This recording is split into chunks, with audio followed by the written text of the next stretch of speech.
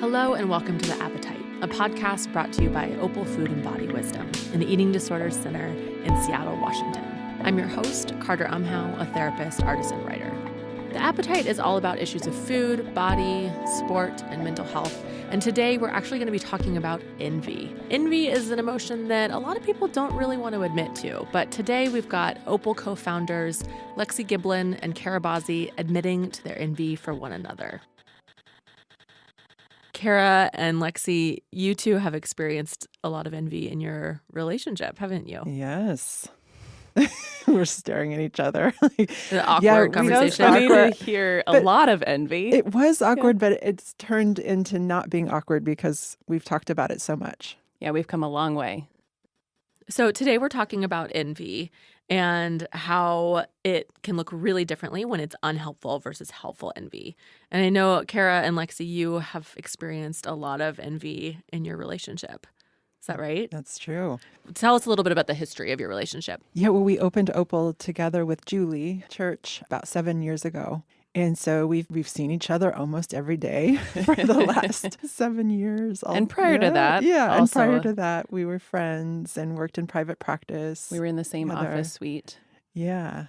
So we have a close relationship that is committed, and we plan to be in relationship the rest of our lives. Wow.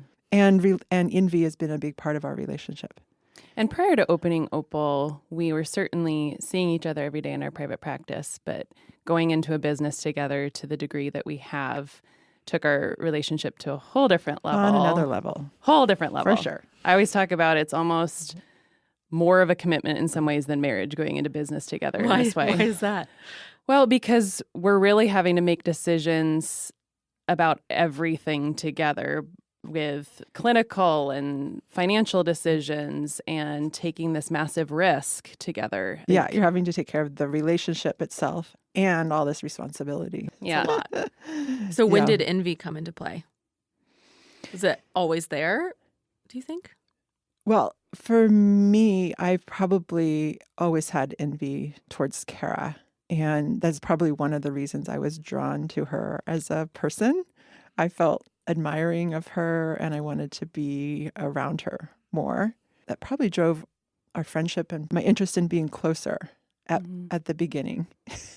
And then at other times it's shifted, which we can talk about. So I think mostly I've experienced what we would call helpful envy towards Kara, where I see her as someone to admire, or she has qualities that I look up to, or she kind of makes me be a better person because I can see she can do things that make me realize that, hey, I could do that too. Yeah. And that's within my reach. But I didn't even know it was in my reach until I saw Kara do it. And now I want it and I can do it. So you're putting the word envy on that. And Yeah. I don't think most people would call that envy. Right. I That mean, sounds kind yeah. of productive, and it sounds like you admired her. More inspired by is what I would have, that's the word I would have thought of. You wouldn't have thought about it as I wouldn't envy. have thought it until unhelpful envy came into our relationship. I don't think I would have categorized, like now that she's saying that, I would have said, yeah, I had envy towards you from the beginning too, in that inspired type of way of really looking up to her and respecting her a lot. And Yeah. So let's zoom back a little bit into kind of the difference between this language that you're using, whether it's helpful or unhelpful envy.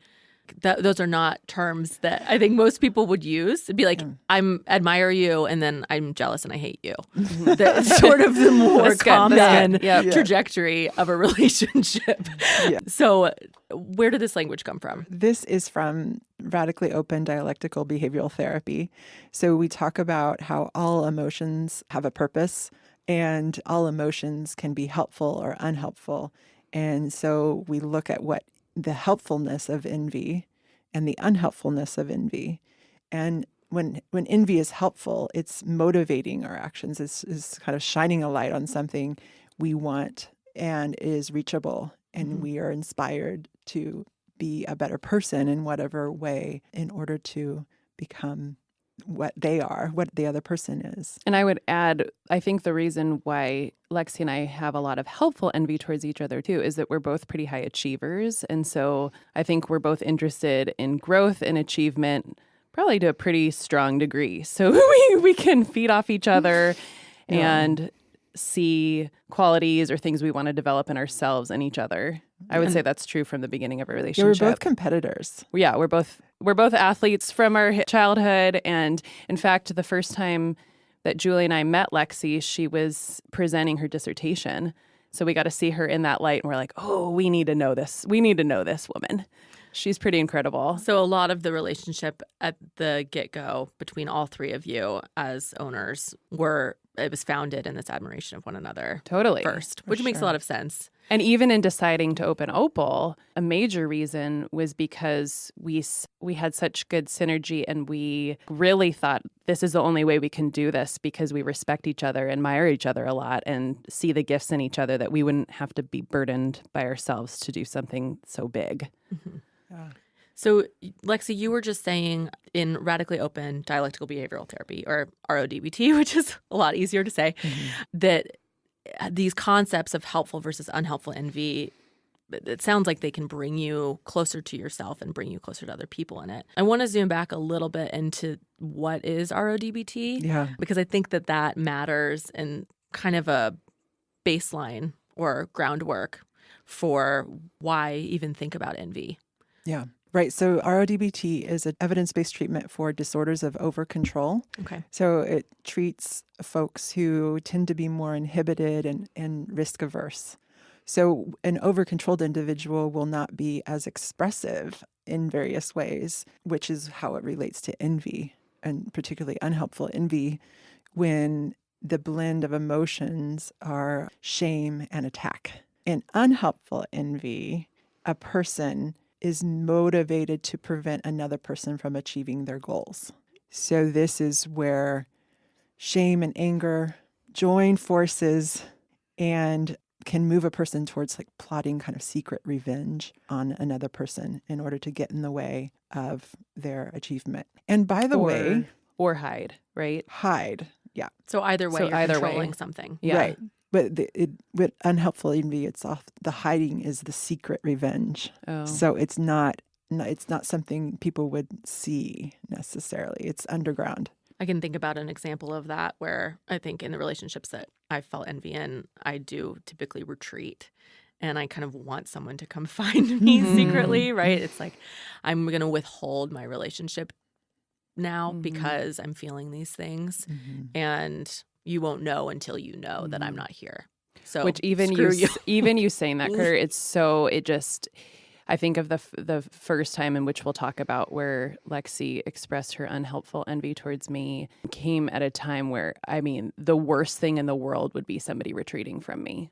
My biggest desire was to be connected and close, and especially with somebody like Lexi, who I feel is such a close person in my life. And so the idea of retreating is immediately is like one of my most terrifying possibilities. Oh, yeah. I think so it's pretty brutal. That's really relatable. The first time it happened. Yeah. So maybe we could get into that example. Yeah. What happened? Well, it was a fateful day in Oregon. Rainy and gloomy and dark. No, it might have been sunny. No, just kidding. I think, in retrospect, there had been some envy building, both helpful and unhelpful envy building over time. And Kara and I were newer into like this level of intimacy in our relationship at the time. And same, Julie, Kara and I were just getting to really, really, really know each other, And it was a day in Oregon, in Eugene, and all of Kara's wonderfulness felt like it was on display all day. In what ways? Yeah, what ways? I'm curious about that. Well, because we were meeting new people. We were meeting right? new people, and she is, she's so dynamic, and people love her and want to be close to her, and she's a great friend, and all of these things. So you could see that I was witnessing that. We went to the track at Eugene, Hayward Field. So she was, she has an athletic career that, a runner. She's a runner. Yes. Yeah. That was one of our tracks that we raced. And then she wanted to go on a run in this, where she used to run, and then all the while being absolutely beautiful while doing all of these things, And so the combination of that and then just she's such a good person. So it was like, I think that day it was just like, oh my God, this is getting annoying. Like this is too much. You're too good. All in one day. Yeah. You're on the podium all day and I'm clapping for you. It's funny to hear you talk about it now. That's how it was. Yeah. Okay. So she was on the number one podium and I was in the audience, just wonderful, Kara, way to go. This is so great, And I just hit a wall. When? And then I hit a wall. And it was right after the run at the track, because I remember that's when we were you running together? I don't run. Which is another place where I have envy towards Kara, because I would love to be able to run. It's just not, my body wasn't made for such things. Mm-hmm. So I have envy about that. She can just get up and go wherever she wants and go run. I can't do that. So then our car was parked by Hayward Field, Yeah. and that's when we got. I feel like it was when we were getting loaded back into the car is when you said something to me. Probably. I remember that moment because that see was Lexi's face right now. I know. She's like, I just know. looking high eyes my into the gosh. sky, and then this like, ugh. And I had no idea what was about to come. Right? Well, it's so her. humbling. I mean, it's so humbling for me to say all of this stuff, right? It's embarrassing to some degree. Yeah, I think I remember getting in the car and we had like a 3-hour drive back to Portland or something. And we were, I don't know what I said.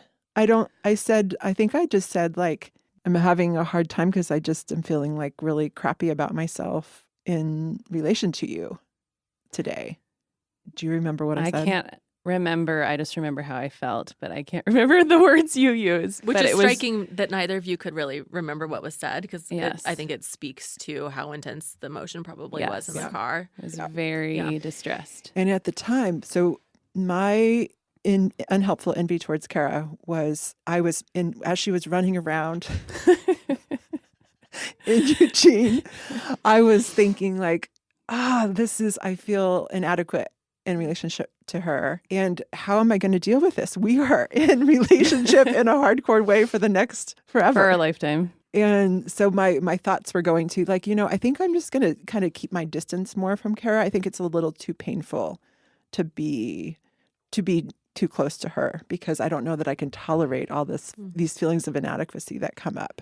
Which for is, me. I think, first of all, just a really mature way to be thinking, Lexi. Even if you were wanting to withdraw, to be able to notice that you were wanting that. I feel like a lot of people would not even notice that that's happening and just withdraw. And that would be the end of the relationship right there. Just kind of ghost. Mm-hmm. Yeah. Well, I couldn't ghost. Right. that's part of what You've been was going- forced to talk about it. And I didn't really want to. I wanted to be close to Kara. I mean, there was a strong drive for that, but then all the shame was pushing me to retreat, I'd say. So that was the conversation, and it was a couple hours, and Julie was involved. And what do you remember, Kara? I mean, I remember mostly how I felt.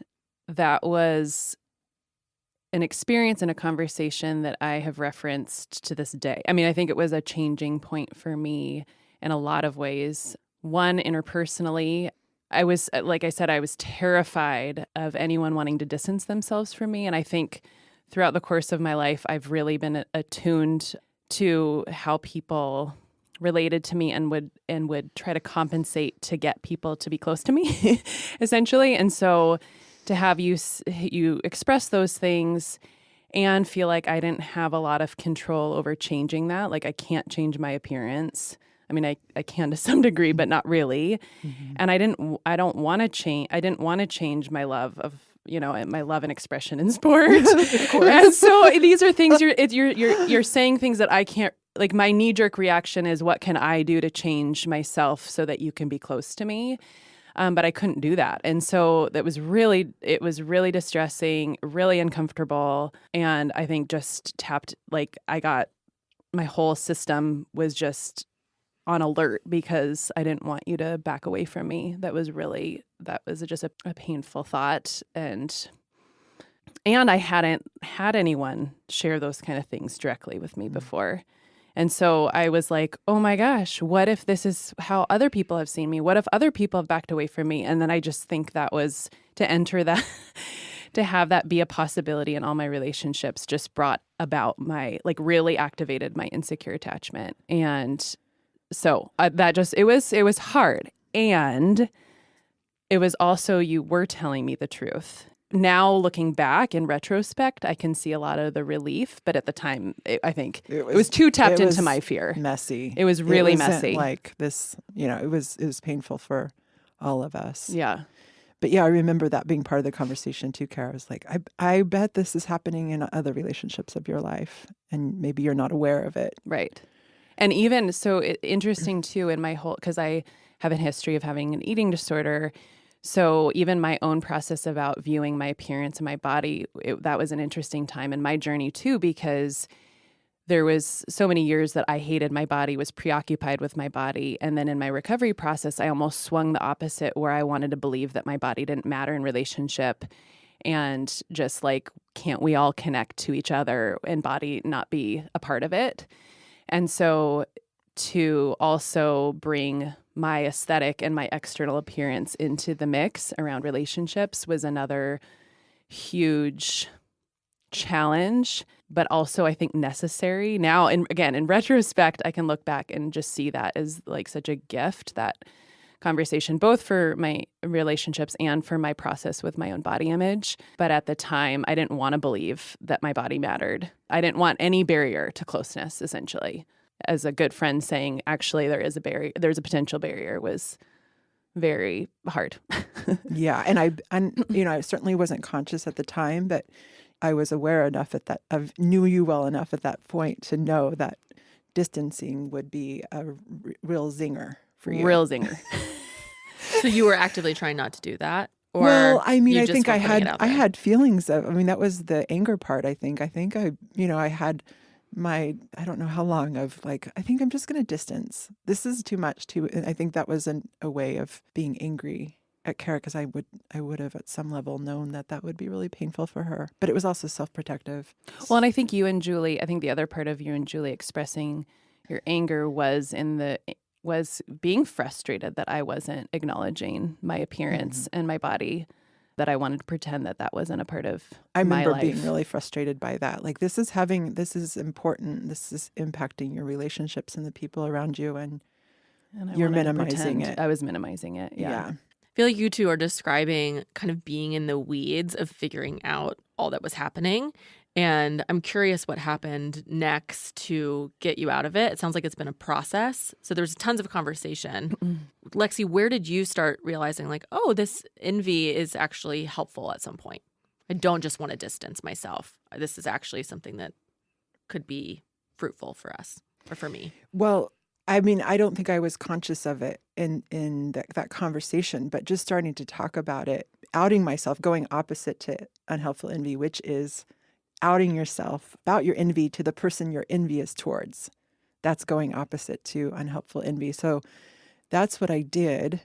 And then what turned it into helpful? Oh, yeah. And then I think that helped me shift to more of a helpful envy. Like, you know what? I'm not going to be Kara. And that's okay with me. There are some great things about Kara that I would like to, that she inspires me in different ways, and I can do those things, but I'm not going to be a runner. I'm not going to look like Kara, but I'm going to be the best version of me that I can be. And then what's happened over the years in our relationship is I just tell her when I'm feeling envious, which happened recently, right? I mean, there was a time that I was feeling some, unhelpful envy because it was getting in the way of our relationship. I outed it. So I think now we have this ongoing envy conversation happening. Which sounds like a really healthy version of it. And I can imagine that going really poorly in a lot of relationships where instead it would be like, I don't like the way that you're acting right now. You're being this, you're being that. You're too out there.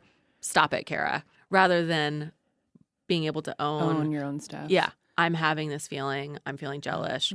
Excuse me, envious. Which actually, what's the difference? Yeah. Jealousy and envy. And that's where at this point too, I just am like, Lexi, the word is, it's hard to figure out a word, but I just feel so maybe inspired, proud, courageous. It's just amazing that she will own her stuff. And I feel inspired to own my own stuff too. And I think there's so much more trust now. And the envy doesn't feel threatening at all because I know that she is going to express it and therefore we can remain close. And I mean, what would the world be like if we all could do that? So, Lexi, you're describing a pretty healthy version of talking about your envy. But when you say outing, what does that actually mean to you? So going opposite to envy. So doing, like, you remember the urges are anger and shame. So going opposite to anger and shame means, because shame pushes us to hide, anger pushes us to attack. So going opposite to those would be no longer hiding and no longer attacking. And so to do the opposite of shame and anger, if I were to go all the way opposite, which I did, would be to reveal my envy towards the person I envy. Say it just straight up. I'm having envy towards you in whatever way. And having had that experience of outing envy myself, okay, I know what that means. But I also can imagine that that could be even a place where it's more distancing, depending on how you say it or how you're engaging the conversation. So to just say, I am mad at you because you're beautiful. Okay, well, then what? Then what happens? What happens internally for you, the person that's saying it, and then what happens to the person that's receiving it? Both of you have to be pretty evolved to be able to reflect on what's yours to reflect on and what's between the two of you, what the responsibility is in the relationship. It's a pretty complicated process, actually. As the person expressing the envy, it makes a pretty big difference saying, I am feeling envy towards you versus I hate you because you're pretty. Right? That's, if you're saying I hate you because you're pretty, of course the listener is going to feel more defensive. There's going to be more unhelpful things coming up as the listener, but to own it, so to use the I statements, right? Like to say, I actually am feeling this emotion. Yeah, I mean, to break down the skill, the first part of the skill is admitting your envy, which is, we've talked about. It's this admitting that you're even having envy. Privately is humbling and vulnerable, right? So first admitting that you're envious, and then going opposite to envy is a whole nother level of putting it out there. And part of this work, though, once you admit your envy, the work is, whoa, this is telling me that there's something I desire, that this emotion is telling me something, that there's something I desire or that I admire about this person, or that maybe this is telling me that I should work harder in this area to be more like this person, or it motivates us. So it tells us that there's something up in our own psychology. It's not about Kara. It is about our relationship, but the emotions I was having wasn't about her appearance. I mean, it was, and it was really mine to own. Which I think sometimes then when we're feeling envy, we might not have to out it or admit it to the other person if we are seeing that it's just an indication of something we want. I don't share all of my envy with people because it's not necessarily creating distance with someone if I can catch that and see that it's just something I want versus putting it kind of into the relationship realm. It reveals something about yourself to yourself. To myself. And that's all I really need in some cases. But if it is something that's distancing, that's where there's the opportunity to say it. And I think because Lexi and I have had enough practice as the listener, it doesn't actually, at this point, I don't have the same dysregulation when she does it because I know I have lots of trust and confidence that she's saying it to me because she's interested in staying close to me. And so it's actually an opportunity of intimacy. Like, I feel close when she does it. I've noticed in one of my relationships where I have expressed a lot of envy. It's with a friend that I'm really close to, and we find ourselves often feeling envious of each other and then noticing that we're actively choosing not to do things together because we feel envious. And then when we talk about it, it gives us the opportunity again to say, oh, actually, let's just do that together. let's do it together and be on the same team in it rather than these opposing forces where neither of us gets anything out of it. Yeah. Right. And taking it back to the metaphor of being competitor. Right. Join right? forces Yeah, with join your competitor. Yeah, exactly. These are Exactly. formidable It's more ladies. I'm fun. in. Right. The other thing I want to point out is that research shows that we tend to envy those who we are similar to. Interesting. So Wonder why that is. Well, you won't be envious of someone who has qualities that are unreachable. Like I'm not envious of Queen Elizabeth, right? There's no way I could ever be her and don't want to be her. But Kara, right next to me, there's different ways that we're very similar in some ways. And so it's a hotbed for comparison. Mm-hmm. And I can see all the ways that she's got these things that I would love to have and vice versa. Mm-hmm.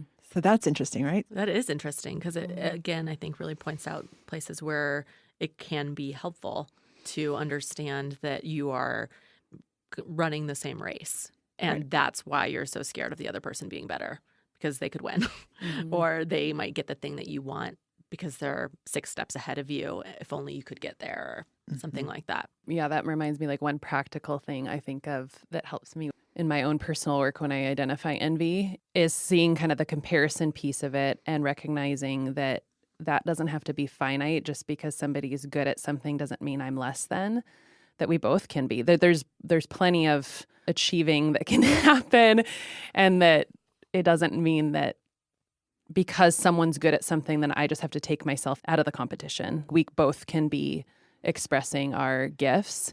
And actually, I mean, interestingly, even in this moment, I think of like the 3 of us in this room, and all 3 of us have some similarities when it comes to our minds and psychology, and we're badasses. Yeah, all 3 of us. badasses. and there's even been times like I don't need to be on this episode because they got it. I'm not saying anything new or interesting because they're both incredible and they have a lot of great things to say. And I have some envy of how good Carter is with her language and her words, and so like I could easily kind of pull myself out of this, and I could say I still have value too. We all have value, and we all have kind of a unique way of expressing things that could sync up with certain people better than others.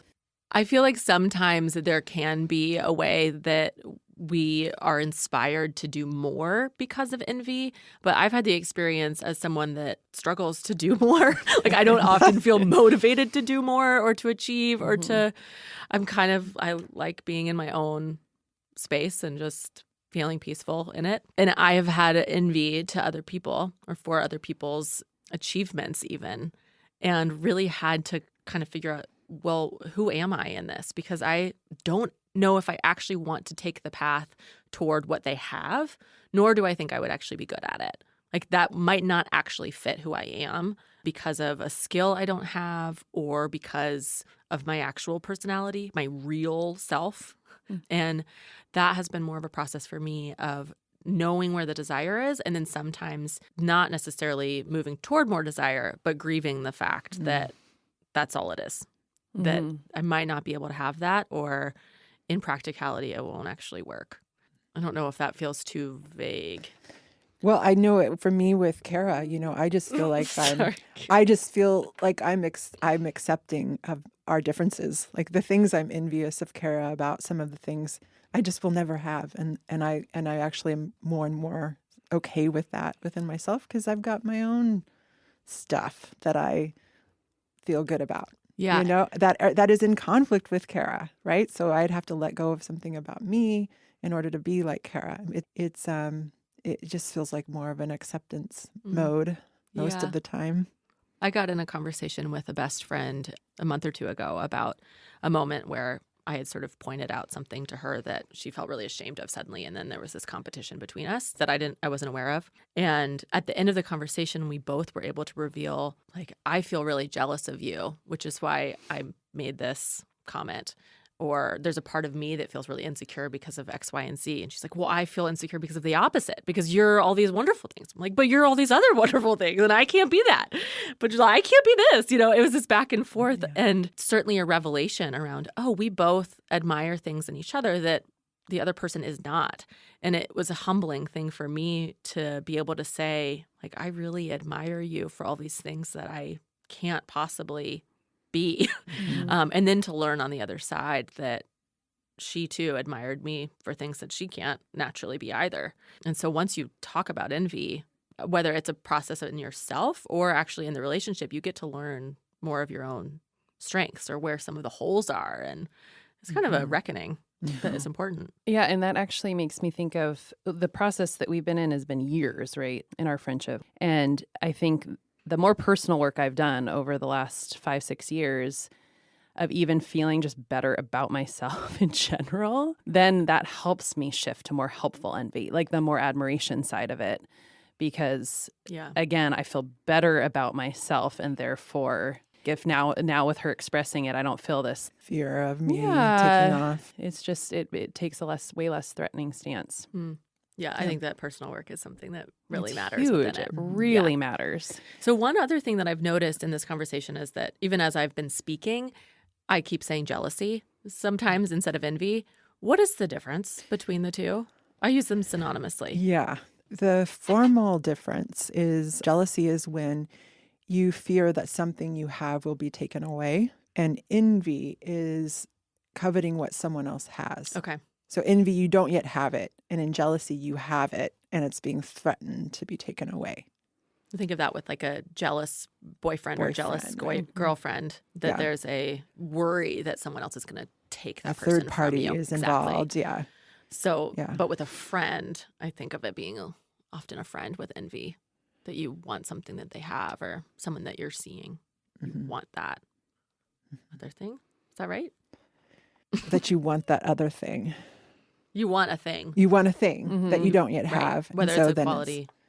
So then it would be envy. Yeah, like taking it to what you shared about me, like being a runner, like the envy, that would be a fitting. I'm not jealous of that. I'm envious of that. Yeah. The other interesting side of this is what it feels like to be the subject of envy. Because I know that when I know someone's envious of me in a particular way, I've had urges and sometimes have tried to hide that side of myself or like kind of keep it under wraps so that the envy doesn't kind of get exacerbated. Do you all have experiences of that? Keeping it under wraps? Yeah, like you're not dimming your light. Yeah. Intentionally to try to ward off unhelpful envy. Like even in the case that I still would want to participate in my sport. I'd still really wouldn't change the way that I dress or something like that. I might be more conscious of what I share or choose not to share in like my successes or something. I think that would be a part of what I've done historically to dim my light. Yeah. And I actually related a lot to what you said earlier, Kara, about one of your main concerns being like loss of connection. Because I don't know what it is, but I feel like early on I learned that I had power. Early on as a child even, I was aware of having power. And I think on some level it was something that felt threatening to other people. And I could feel that even though it wasn't conscious yet. So a lot of my work as an adult has been recognizing and learning that. And I can look back on my life and I'm still doing this. I think I sabotage myself all the time to not be too powerful or too big so that I can make sure that I still have relationships. So I have done it everywhere. Like, okay, let me just not have too much of a thought about this or too much wisdom or want too much or bring too much of myself, to the point that my personality developed in order to dim my light. And so as I have recognized that more and more, I think I'm okay, I have permission to be bigger, maybe. And that is terrifying to me because I have learned that it's threatening in relationships if I am, or I feel like gross even thinking about it. It just makes me feel so uncomfortable. Which is so interesting because I think that's played out with the podcast to some degree of you stepping more into your power in this context. Yeah. I've seen you. I've seen you. I've seen you do more of that, and I've been excited about it. Thank you. Yeah, I'm trying to learn that it can be fruitful, and yet it's so scary to me to have any sort of power, I think, Mm-hmm. because I want to be connected more than I want to have power. So I'll always choose that. Yeah, I relate But to that. yeah, but then at the end of the day, I don't actually feel connected or to myself or to other people because there's some repercussion in that. Well, you're having to sacrifice Right. something in order to be connected. Right. That's what I've noticed recently for me is the more I'm doing less and less of that and appreciating more the sacrifices I've made to stay connected. And so it's new territory to some degree to be choosing not to dim my light as much, but testing the waters more and seeing that it isn't necessarily that I'm losing connection. Yeah. I was thinking about this in the context of eating disorders, and I feel like I've heard a lot of people talk about binging or compulsive overeating as a sabotage of sorts. And I think in my own life, I've noticed that that was the case, that sort of like trying to hold myself down a little bit or sabotaging in some way. And I think it could be the behavior for sure that other people are using in different ways. But I'm intrigued by sort of the way that the unhelpful envy or the desire to dim a light or the recognition even that maybe your light feels dimmer than someone else's can be something that happens in a relationship, but it also really happens internally too. Mm-hmm. So like retreating and then maybe harming yourself in some way, whether that's by isolating or using some other behavior or whatever that would actually be Sabotaging Yeah, yourself sabotaging. in Yeah. order to dim your light. exactly. Yeah. Well, and it makes sense that we would sabotage ourselves or dim our lights, because if unhelpful envy is active, you could be the recipient of lots of harsh gossip. You could have someone do like Schadenfreude, which is the German term for taking pleasure in the pain of others. So there's a lot that can happen negatively towards you if somebody is out to get you and is vengeful, looking for revenge, or trying to make things fair in some way, a la Nancy Kerrigan Oh, and Tanya Harding. Yeah. Tanya Harding, right? Mhm. Yeah, the Olympic ice skaters that Yeah, right. Mhm. That's a great example. right. So it makes sense that we would be careful about our light and keeping it protected in some ways.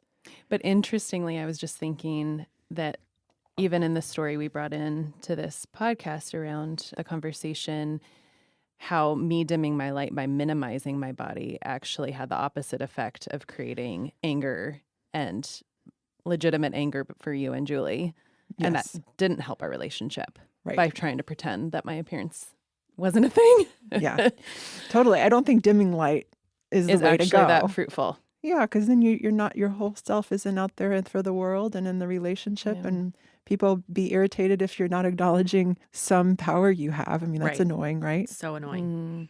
Mm. So annoying. I've gotten that feedback. Yeah. No, it's nothing.